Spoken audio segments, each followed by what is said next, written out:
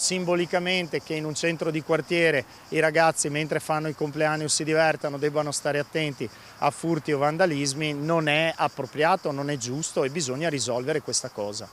La denuncia arriva dritta dal consigliere Beltramello del gruppo Castelfranco Merita. Al centro, ancora una volta, il parco inclusivo Due Mulini, da anni bersaglio di vandalismi e danneggiamenti alle strutture del centro.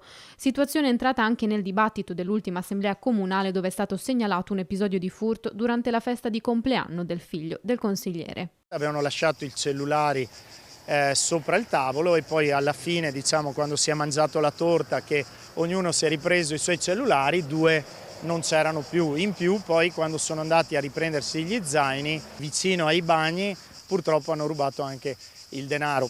Un fatto che apre un dibattito più grande, secondo Beltramello, sociale e politico. Il parco dice ha necessità di essere sorvegliato, più telecamere, più sorveglianza attiva. Richiesta che i volontari del centro muovono da tempo all'amministrazione e che, stanchi della situazione, hanno deciso di chiudere temporaneamente il parco. Problemi di vandalismo ma non di sicurezza, fa sapere il sindaco, che annuncia presto un incontro con il direttivo.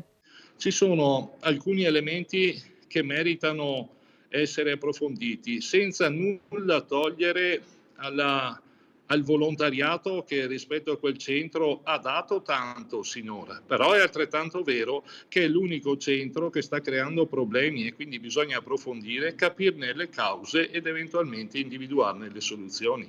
Dialogo difficile tra le parti, tra botta e risposta, ma la volontà di trovare un punto comune c'è. Purtroppo l'amministrazione di Castelfranco ha ritenuto di intervenire finora finché c'è stata questa escalation che ha portato ai volontari che gestiscono il quartiere a dire non ce la facciamo più.